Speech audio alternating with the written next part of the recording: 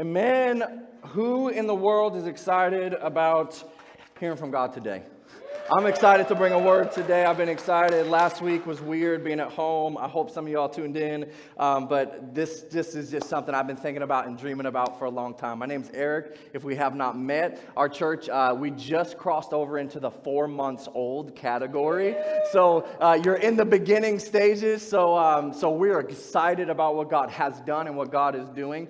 Next week, I'm going to do a little bit of a recap of 2018. And I'm also going to share some vision for 2019 for the church. So make sure that you're here. But just some highlights of last year. I just recently was in a pastoral group, and they asked me a question. They said, hey, how was your year? And every pastor was sharing. And I just got to be honest, 2018 was probably my favorite year of my life. It was an incredible year. Now, I get, and if that's not you today, I've had some really rough years too. But 2018 was a phenomenal year. We have a 1-year-old who turned a 2-year-old, and it's a fun age. And the church started, and God did so many cool things in our lives, and we got connected to so many amazing people. I look in this room, I'm like, this is why my year was so fun and why I loved it so much, was because of the people in this room and the people that God has brought into our lives. So I don't know what 2018 was like for you, so I'm not going to go backwards today, but I do plan to share some vision that I believe is applicable to each person in your life for 2019. Here's what I will say. There's nothing magical about the changing of a calendar. You know that, right? Like, you can experience something new from God no matter when it is. You don't have to get into a new week, a new month, a new year. It's really dependent on you saying, God, I'm going to lay myself out before you, and you can do whatever you want to do. But we do get the opportunity at the change of a calendar to refocus, to reset, to look backwards, and then to plan going forwards. But I want to make some declarations over you, over this church. I believe that 2019 is a year of overflow for you in your spiritual foundation. I believe it's gonna take you to a place you've never been with God. I believe it so strongly. I believe that 2019 is a place that your financial stability is gonna go to a new place. Now, here's what I am not saying. I'm not saying you're gonna get rich. I'm not saying you're going to have gold teeth. I'm not saying that you're going to start finding weird checks in the mail. What I'm saying is that I believe 2019 is going to be a year of discipline, a year of dedication, a year of generosity, and I believe that brings health to us when we're able to live that way. I believe that it's going to bring relational health to you. Whether that's in a marriage, whether that's in a friendship, whether that's in your workplace, whether that's in a deep friendship relationship. The next 2 weeks, mark your calendars, we're talking about relationships. How to have overflow in your relationships. I believe there's going to be overflow in your physical health. I believe that some people are going to make some decisions. They're going to make some hard decisions. They're going to work hard to get their body to a place where they can work hard. They can do things that they want to do. I believe that for this year. I believe that 2019 is going to be a year of overflow in your God-given purpose. It's going to be a year, it's not just marginally getting by or trying to survive the world, but some people in this room are going to start changing the world. I believe it for 2019. So here's the condition. If you'll be you and let God be God, you will experience overflow this year. You will. Not you can, you might, you should. You will experience overflow if you'll just be you and let God be God.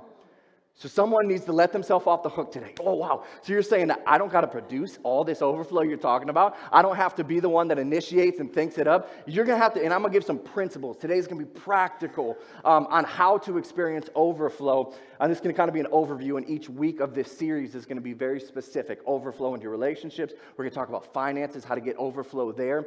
Conflict resolution. Some things that I believe will be very helpful for you. So I didn't put something in the announcements, but it's very important that I communicate it to you guys. So I wanted a quick second. I want to talk about overflow nights. We've decided overflow is our theme for 2019. We believe God called us to this, to live in abundance, to live in excess. And so one of the ways that we're going to continue this theme throughout the entire year is the last Friday of every month. We're going to sink this to memory. Look to your neighbor and say, the last Friday. Okay. Now that you have this in your memory, the last Friday of every month, we're doing an overflow night. What these are is we're bringing in guest speakers. We're going to do a time of intimate and deep worship. We're going to pray for God to heal and break through in our life. We're going to really take every limit of what a Sunday morning may put on us for time, and we got kids next door, and there's some limitations on what we can do sometimes. we're taking it all off. And you can stay as long as you want. We'll keep people here until the wee hours of the morning praying and believing for breakthrough and overflow in your life. So we're providing childcare. So we want everyone to participate in these nights. So the last Friday of every month at 7 p.m., we will have an overflow night for the entire year of 2019. Just wanted you to know that. So let's get into the message. So who set a New Year's goal for themselves? Raise your hand. No way. It's hard to be disappointed when you don't do it. Okay, so live it every day. I'm with you. So who in 2019 set a goal and has already broke their goal? Come on. We're in the church, don't lie. Yes, there's some faithful people in the church.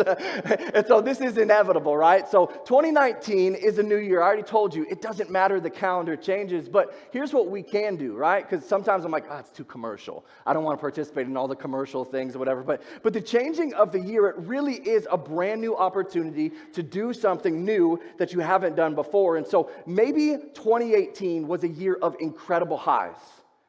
Maybe you had a child. Maybe you got married. Maybe your marriage was on the brink of divorce and you came back to a place of reconciliation. Maybe your finances are just in a different place than they've ever been. Maybe the health that your relationships are in. 2018, it represented a banner year of your life. And if that's you, man, I want to celebrate with you. And I believe that's just the beginning of what God's doing. You still have overflow that God wants to bring into your life. But as many people that would say 2018 was one of the best years of my life, I believe it's probably true that many people would say 2018 was a really rough year. And you would maybe list some things off in the way that I just said. Maybe someone felt super blessed. Maybe you felt really, really, really out of place and maybe underappreciated, under-provided for. So I don't know where you sit today, but today we're going to take an honest look at where we've been, but also where we're going. I think that every one of us, God has put dreams inside of us. And so maybe 2018 was a year of capturing dreams that you had for years. Maybe it was one of failed dreams. You had dreams and you had goals and you had expectations and they just didn't come to pass. So I want to share something with you. So again, you don't have to wait till the new year to set a goal, but I believe goals are so important, not just personally, but spiritually, that you set real goals in your life because then it gives you a metric and you know when you're hitting certain things. So I believe that there's dreamers in this room.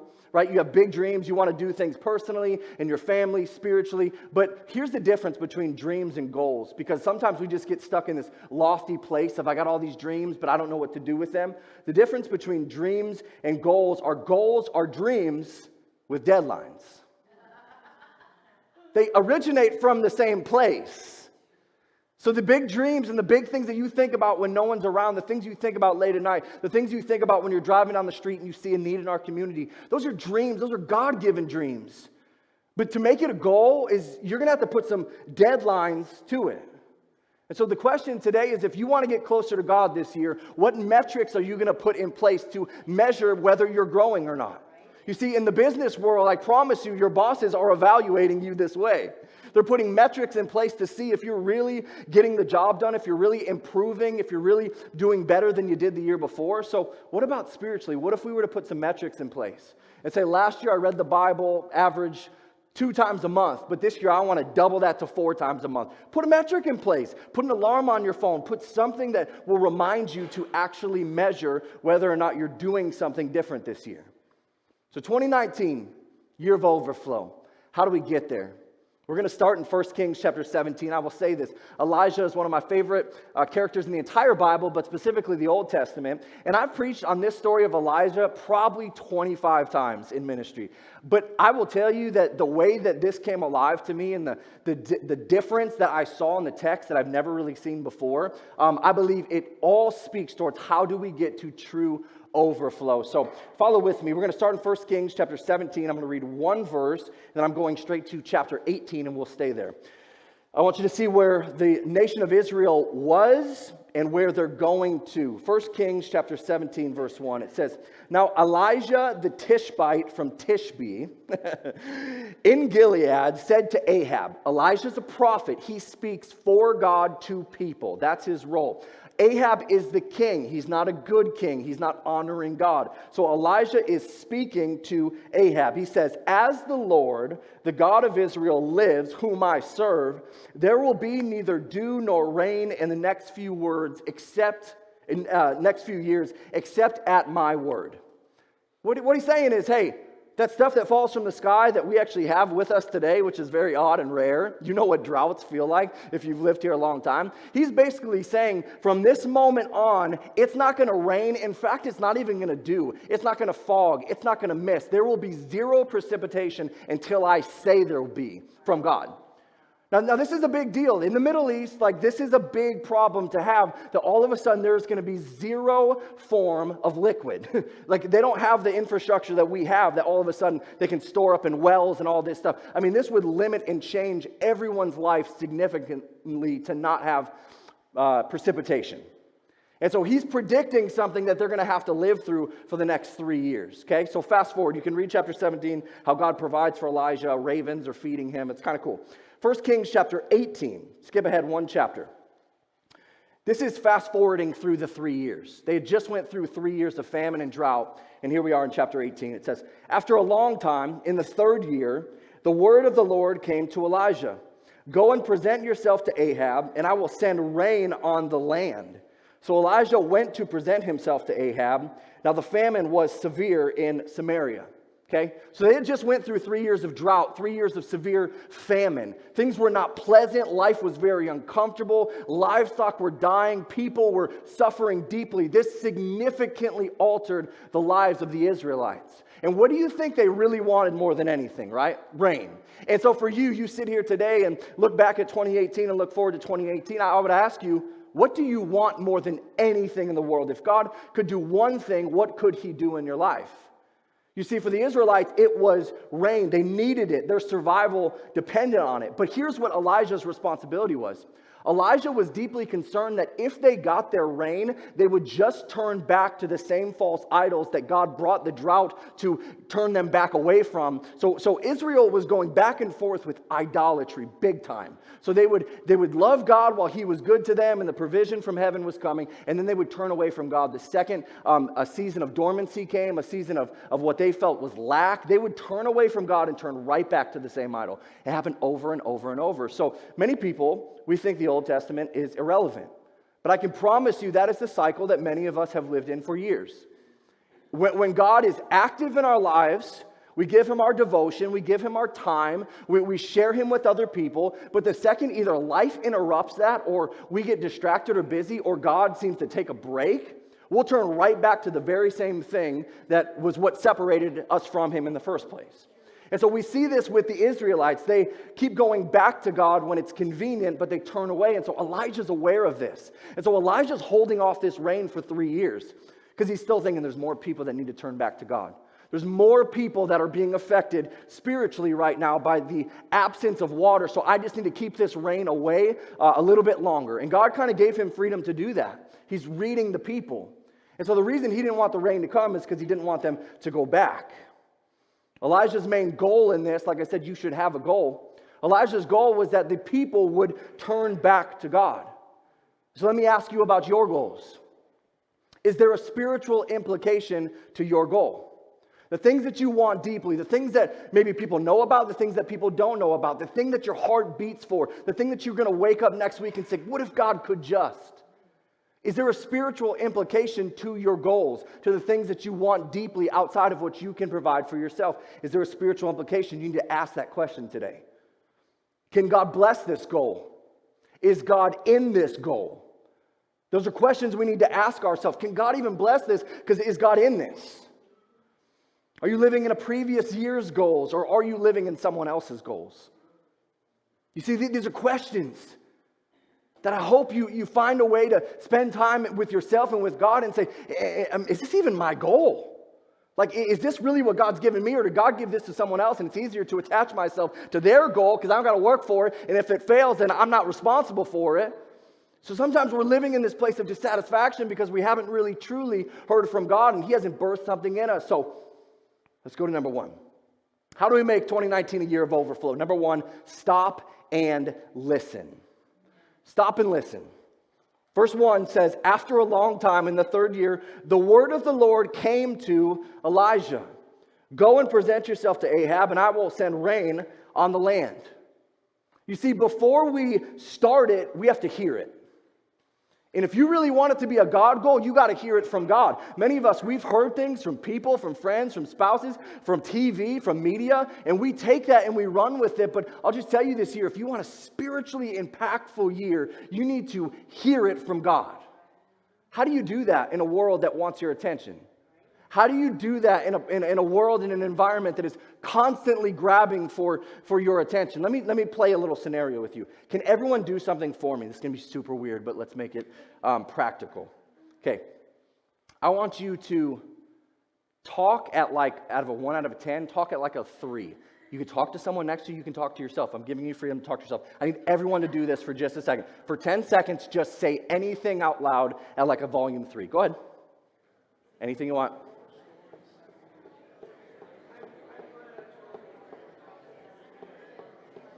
5, 4, 3, 2, 1. Okay, everyone's silent, completely silent, completely silent. I never stopped doing this the whole time you were talking. How many people heard me doing this? I never changed decibel.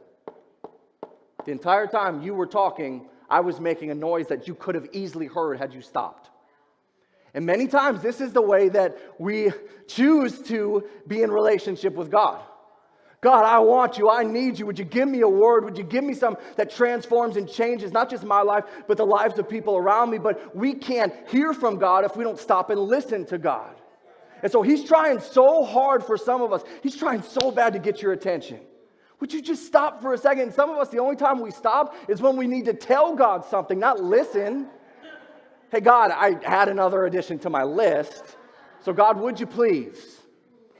And I just believe so strongly in the way that Elijah heard the word from God. And once he heard it, now he was ready to do something about it. The conflict that many of us have in our spiritual life right now is we don't feel like we have direction from God. And it's not because he's not giving it. It's because we haven't stopped and listened in a while. So today I believe that God is releasing some people to just slow down. Just stop. He knows the desires of your heart. If you would just stop and sit in his presence and say, God, I don't know. I don't know what to say to you right now, but God, do you have something you want to say to me? If we would stop and listen, we can't have a goal from God if we haven't heard from God. And so I wonder in this room if we had a spiritual marker and we could write all the things that God has been trying to say to us for the last year that we didn't hear. And I wonder what could have been represented, what your life could have looked like if there was a pause and a time to listen and then a time to do. So rain was coming, which would be life-changing to them. Good thing Elijah was listening to God and could actually bring that word. How do you know that your goal is from God? This is practical. How do you know that your goal is from God? As you're dreaming, as you're believing, as we're releasing you, think of big, incredible things, but make sure they're from God. How do you know when a dream is from God or it's just from you? Number one, does your goal better someone other than yourself? It's a good metric. Is this all about me?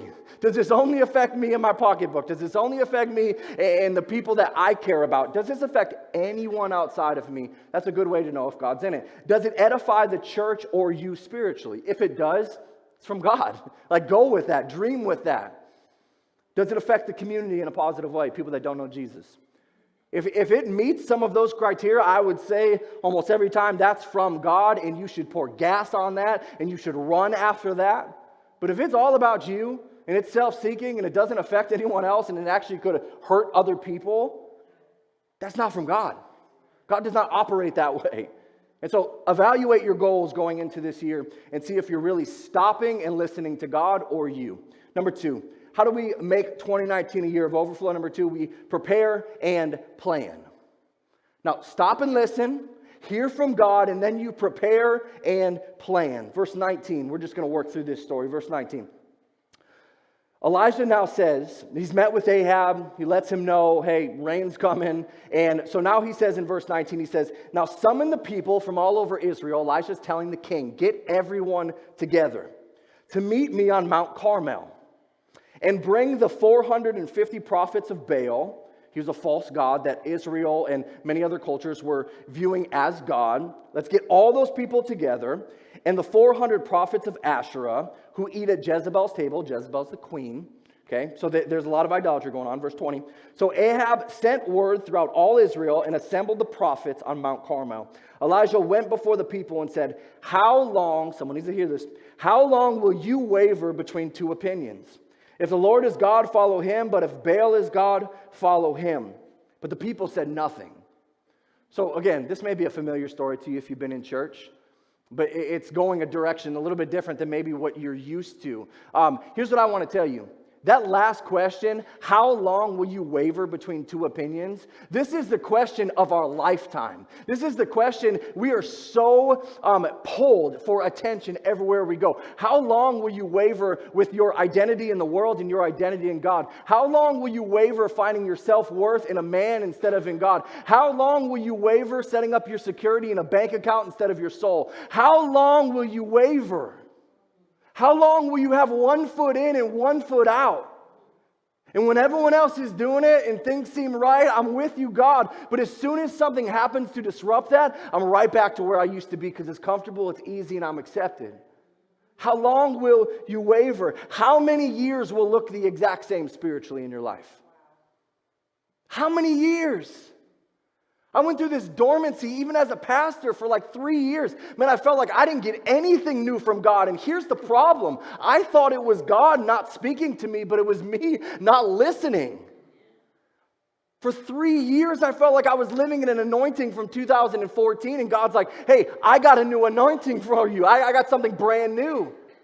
So how many years will we waver? And will we stay in the same place? How long will we continue to be partially committed to God? How long will we cry out to God until he answers and then turn back when he seems not to? How long will you waver? Verse 22. Then Elijah said to them, I'm the only one of the Lord's prophets left, but Baal has 450 prophets. What is he doing? He's taking inventory of his life. He's looking around, and for you to honestly prepare and plan for God to do something new in your life, you have to really understand where you are. So this is like call a spade thing, right? You can trick other people, and I can trick you and let you know how good I am in my soul and how spiritually advanced and how much God's doing to me, and God said this. But God knows who I am. And God knows who you are. And so Elijah in this moment, he's just calling it what it is. I'm the only one here. And there's 850 prophets of a false God, and God, I'm believing you're about to show up, but this is what the reality of my life is. So if we're going to be a people that hear from God and then prepare and plan and actually start to move forward with what God said, we have to honestly take inventory of our life. Where are you today in your soul? Where is your relationship with God? Is it growing? Is it stagnant? Is it going backwards? You're the only one that can answer that. Young person, your parent can't answer that for you.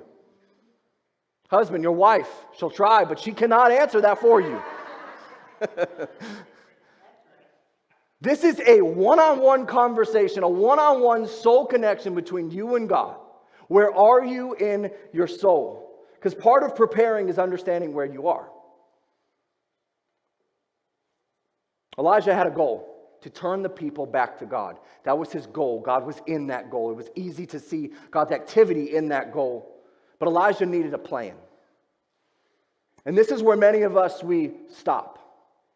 Even if God gives us the word, and then we start to prepare, when it comes to the planning stage, because when you start to plan things, now you got to make some sacrifices, now you got to make some changes, now you got to set a goal and a place that you're going to land at the end, and it may take your life in a little different direction than you thought.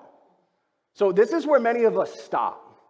God, would you give me a word? He gives the word. God, would you help prepare my heart? He prepares it. God, I don't want to plan for this because it takes too much time and effort.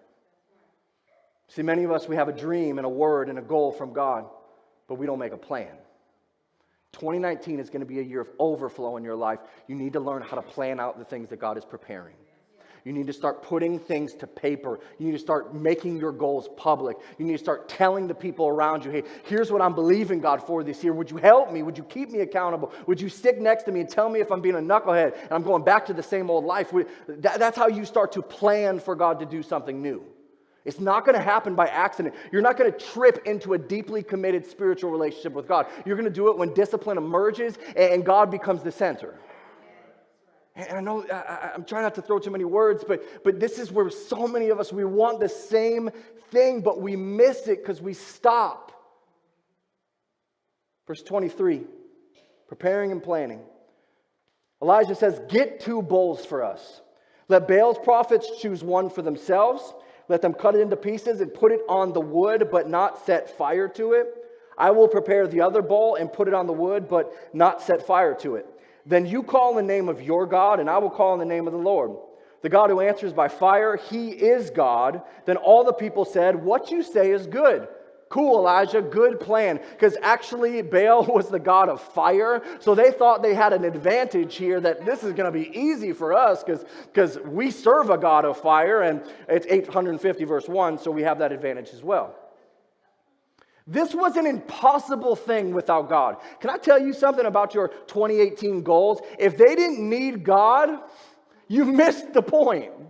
If our goals in our life are possible without God, they're not God goals, they're your goals. God is a God of impossible. God is a God of so much further than what we could ever ask or imagine. God is that kind of God. And so if your goals and your dreams don't need God, you're setting the bar way too low. That's what many of us do. We play it safe.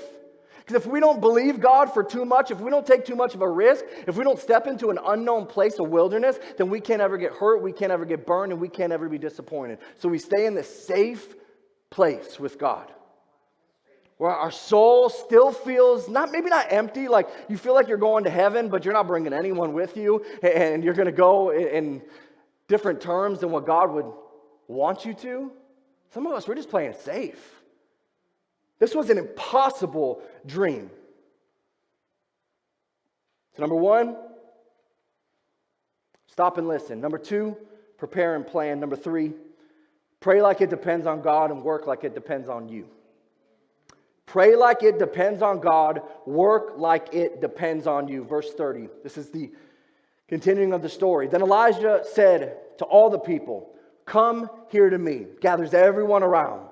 They came to him. And he repaired the altar of the Lord, which had been torn down. Elijah took 12 stones, one for each of the tribes descended from Jacob, to whom the word of the Lord had come, saying, your name shall be Israel. These were significant stones in Israel's history. Verse 32, with the stones he built an altar in the name of the Lord and dug a trench around it, large enough to hold 2 seahs of seed. He arranged the wood, cut the bull into pieces, and laid it on the wood. Then he said to them, fill 4 large jars with water and pour it on the offering and on the wood. Do it again, he said, and they did it again. Do it a 3rd time, he ordered, and they did it a 3rd time. Verse 35. The water ran down around the altar and even filled the trench. Sounds like overflow. Verse 36. At the time of sacrifice, the prophet Elijah stepped forward and prayed, Lord, the God of Abraham, Isaac, and Israel, let it be known today that you are God in Israel, and that I am your servant, and have done all these things at your command.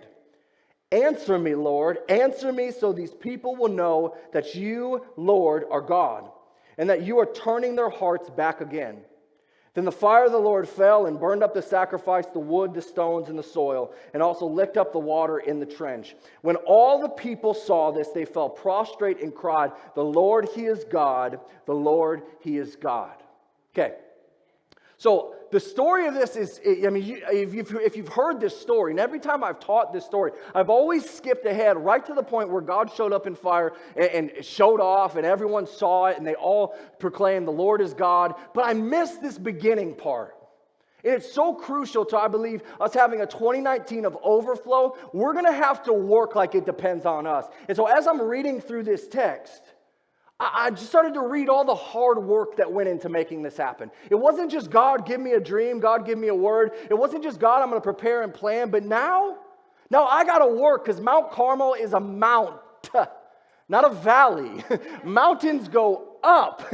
And so in this time period, they would have been hard-pressed to find generators and things that would mechanically bring these bowls and this wood and these 12 stones and this water and this altar up the mountain. This was now becoming work. And so if 2019 is going to be a year of overflow, I just need someone to say this. We don't work for our salvation, but you're going to have to start working for the things that you've been dreaming about. And we stop sometimes right here because this is really where the rubber meets the road. And any person who's done anything great from God, they understood this principle of working for the kingdom.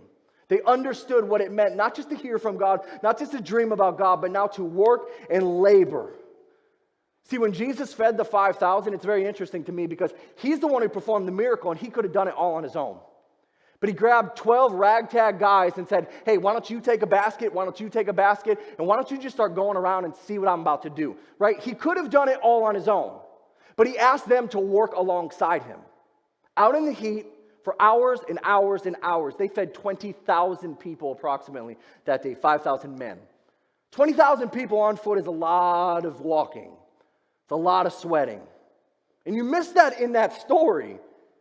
But God is inviting some of us into work, into laboring for the kingdom, because it's bringing about something much bigger. They had to drag animals, wood, stones, and water. It took energy and dedication. It took effort and time. And many of us, we have dreams for days. Call it like it is. I'm right here with you, but we don't want to work for it. We want someone to give it to us. God, I want you to give me the dream. I want you to give me the plan. And then I want you to just manufacture or miraculously do the thing in which you've called me to do. And then we're disappointed when the thing that we dreamt about and heard God for, it doesn't happen. And God would say, I got my part, but you got your part. We are equally participating in what I've called you to. But many of us, we want so badly for God to just do it. When James said faith without works is dead, he wasn't talking about salvation. There's many people, you'll get to heaven and your soul was right and you believe Jesus is who the Bible says he is, and you'll get there and you'll be welcomed with open arms. But you're not going to have a lot to show for your life. Because the works part, the things that we did for God, with God, maybe not so much. So when James is saying faith without works is dead, what he's saying is, hey, it's not, works don't get you saved, but man, works is the fun part about being on this earth. To seeing what God could do and what God will do when we put our hands to the plow and start to work. But many of us, we have the excuse, yeah, but if God would just give me more time. Maybe it's time. God, I just don't have enough time to really, I got my own job, I got my own family, I got this and that, and I don't have any time left. So God, if you would find a way to give me more time, or maybe it's just you need more people, right? I need the right kind of people around me. I don't got the right kind of people. And so God, if you would just bring this person and this kind of person, if you bring a spouse that cares about me, you bring kids that respect me, we have all these reasons why. God, if you would just put me in a different neighborhood, give me more money, find me a different job, then I'll work for the kingdom. God has his part and you have your part. Hear me today. You got to bring the bowls. You got to drag the water. You got to grab the stones. You have to dig the trench. You have to prepare and plan and then work as if it depends on you, but pray as if it depends on God. You have to waste water in a severe famine, in a severe drought. You know how much criticism Elijah would have got for that? It's a drought, and you're pouring the precious water that we don't have any more of, and you're using it as an illustration for what your God is about to do. You know how much criticism that would have endured? Someone in this room, you just need to start pouring water on something, even if it doesn't seem as if the world will approve. God is calling you to do it. You still have to do that because you heard from God. If you didn't hear from God, don't do it. But when you hear from God, do whatever it takes. Don't let anyone stop you. In verse 32, it says, and he dug a trench, and I want to talk about this for a second. And he dug a trench around it. I want you to picture an altar, stones, wood. It's a place where they were going to now set the bowl. It was a customary altar to bring a sacrifice to God. He digs a trench around it. So a trench is a hole in the ground where, in this case, water would stay. And he dug a trench around it large enough to hold 2 seahs of seed. And this was about 4 gallons of water. Then he said to them, fill 4 large jars with water and pour it on the offering and on the wood. You don't pour water on things you want to ignite. Verse 34, do it again, he said, and they did it again. Do it a 3rd time, he ordered, and they did it the 3rd time. The water ran down around the altar and filled the trench, right? So here's what I'm imagining him doing here as he's digging this trench. What is he doing? He's making room for God. He's taking out dirt and emptying it out so that now the water could flow from the altar into the trench. Here's what I need to say to someone today, and I'm saying to myself, you need to make room for God. Because you want overflow. God, would you give me more? God, would you bless me? God, would you speak to me? God, would you do something through me? But we're overflowing with ourselves. And we don't got any room for God. And so when Elijah digs this trench, he's emptying out the old so that the new can come in. And someone in this room today, you need to work. Guess what? God ain't going to do this for you. You're going to get a shovel on a hot day on hard ground. And you're going to beat it into the ground until you get enough for a whole heaping full to come out. And then you're going to do it again. And then you're going to do it again. And then you're going to keep doing it over and over and over until what God called you to do is completed. It's going to take hard work. But he's making room for God. In order to live in overflow from God, we have to empty ourselves. Again, many of us, we don't get to this place. We stop. It's too hard. It costs too much. It distracts my life too much. And we don't get to this place where this is the best part. Because Elijah is now building all these things that God called him to. He's now emptied out and made room for God to move. Here's some practical ways to how to make room. Because some people in this room, and I'm with you, you would say, I don't know how to hear from God. Like on a daily basis, I don't spend time with God. He's in the Word and prayer and worship. I just don't have that relationship with God. Here's what I would say. Here's what it means to make room. Get up early and spend time with God before you start your day. Yeah, but I'm tired. Okay, I know. But you want to make room? You want to create a space that God can now fill? You have to make the space. And so you may have it in your head, I want more of God. That's the stop and listen, right? God wants more relationship with you as well. I want more of God. Now the prepare a plan is, I'm going to get up at 6 o'clock when I don't have to leave the house until 6:30 or get ready until 6:30. I'm going to carve out 30 minutes, actually make it 10 minutes, make it more attainable, build to 30. So I'm going to wake up 10 minutes early, right? That's the prepare and plan. Now the work part is actually getting your head off the pillow. That's the work. So many times we want it and we schedule for it, but then we don't do it. The work part is not something you can miss. So if you want more of God, get up early. How do you do that? Go to sleep earlier so you can spend more time with God. How about getting control of my finances? I want to get out of this place of debt. I want to get out of this place of poverty. I want to get out of this place where I'm always constantly barely hanging on by a thread. We're going to talk about that in a couple weeks. I want to make room for God, so I'm going to start serving somewhere, because when I start to give back to God, when I start to give the talents and gifts that He put inside of me in the first place, when I start to give those back to the local church, it starts to do something brand new. Actually, some of the relationships that you'll form while serving, they change everything about the way that you know God. So that's a way that someone can make room. You can say, you know what, I'll give you one Sunday a month. You come find me, promise I can fill you in. Open up one night a week to join a bridge group. That's a way you make room for God. Yeah, my Tuesday nights are busy. I know. So we'll do something on Thursday. Can you do Thursday? Well, Thursday's busy too. What about Monday? How does Monday look for your schedule? We're going to do almost one on every different night so that we can help accommodate everyone in this room that says, I want to make room for God. And a Tuesday night, man, that's the night I can do it. So I'm going to plug in and I'm going to join into a bridge group because I want to grow in my relationship with God. You will not have the excuse of there was not an opportunity. It will be, I prepared and planned and then I worked it into my schedule. They fill 4 large jars. They pour it over the wood. They do this 3 times. This is ridiculous faith. And someone in this place, you may say, I've trusted God like this before and it didn't do anything. I laid it all on the line when I was 16 at summer camp and it's all faded. I love the fact that Elijah says it, go do it again. And they come back, why don't you do it again? Someone in this room, you just need to say that over yourself. I'm going to do it again. I'm going to go back and I'm going to take that water and I'm going to pour it over, and it's going to be impossible for me, but it's possible with God. I'm going to do it again. Someone in this room, you need to step out in faith in a way that seems ridiculous. You're playing it safe.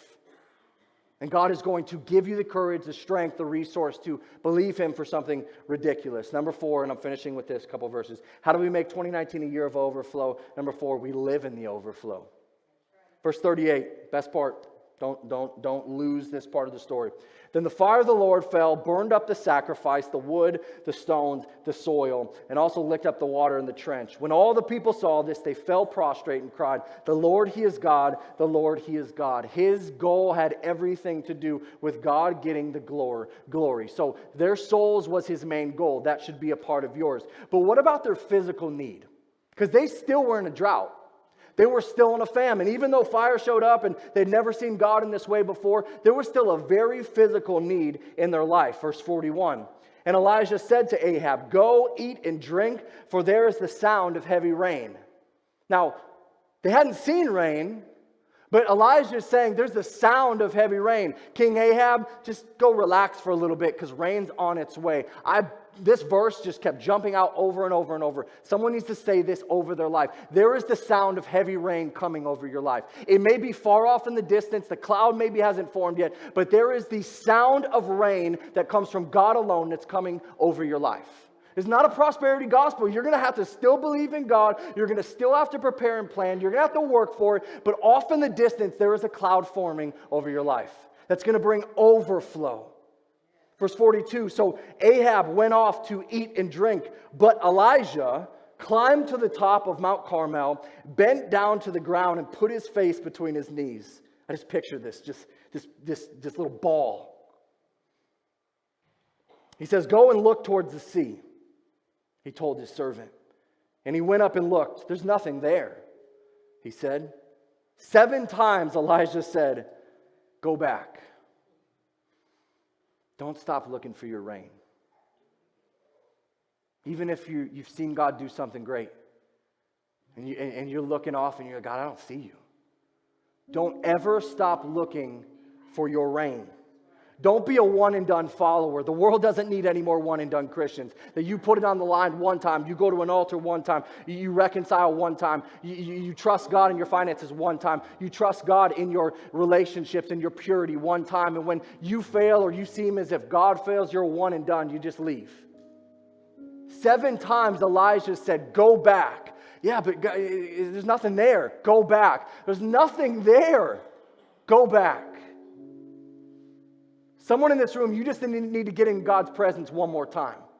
Just one more time. Just go back one more time. Someone, you just need to empty yourself one more time. You need to say, "God, it's not about me, it's about you." You need to do it one more time. Someone in this room, you need to sell out for Jesus one more time. Just keep going back. Because in verse 44, the 7th time the servant reported, "A cloud as small as a man's hand is rising from the sea."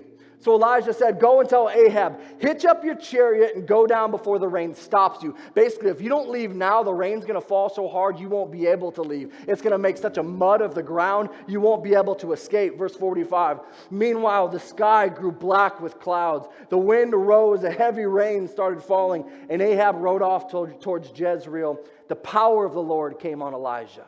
It started the size of a man's hand, off in the distance. So today it might not be your whole life changes like that. It may start as a small cloud the size of a fist. You keep your eyes on that cloud because it's getting bigger and it's coming closer. And as you pursue God more, as you trust God more, as you submit more to God, I promise that cloud's going to raise and it's going to get bigger and it's going to get stronger and the wind's going to grow. And your life of overflow, this thing that you're setting your eyes on, it's possible if you'll trust God for it. Would you bow your heads and close your eyes with me this morning? God, I believe that you have authored in a new, not even just a new season, God, a new lifestyle. God, where we stop just trying to survive. But God, we start to put biblical principles to work. I pray over the next 6 weeks, 8 weeks, as we go through this series, God, that you would instill principles in us, God, that allow us to live a life of overflow. But I need to tell the church today that your breakthrough is coming. The clouds are forming. Here's what you need to know. There's not one thing that you can do in and of yourself to produce an overflow or a breakthrough in your life. It comes from God alone. But God is inviting you today to trust Him, to lean on Him, to believe in Him in a brand new way. To set some God goals instead of just personal goals. That we would start to have spiritual implications to the things that we dream about and the way that we live our life. So God, I just pray over the church right now. God, would you bring overflow? Off in the distance, I hear a loud rain. I hear it coming. God, would you bring it sooner? Would you bring it closer? Would you bring it more fierce, God? Would it invade us, God? Would it change us? Would it transform us? God, we need your rain to cleanse us, to wash over us, to renew us. If you're in this place today, we're not going to end with an altar call. We're going to end with a declaration. If you're in this place today and you say, I want 2019, I want it to be a year, not filled with emotions or highlight reels, but God, I want 2019 to be the most spiritually significant year of my life. If that's you in this room, would you just raise your hand, every eye closed, every head bowed? God, would you see your people today? As we raise our hands together, God, it's a sign of surrender. God, I surrender my dreams. I surrender my goals. I surrender what I want, God. I lay them before you and say, God, I want more of you. I need more of you. I can't go another day without more of you. God, would you fill your people right now in this moment with opened up hands, God. It's an act of opening up what we want, God, and saying that it's yours and yours alone. In Jesus' name. Amen, amen, amen. If you're here today and you want to pray, you need someone to pray with you, we'll have a couple people up at the front. We'll end kind of in a time of reflection as we leave. We won't leave with a big high. If that's you this morning and you need to pray, we'll do that with you. The next 2 weeks, we're talking about relationships. Make sure you're here. Try to invite someone that you feel like needs a boost in relational health. Love you. 2019 will truly be the year of overflow. We believe it. The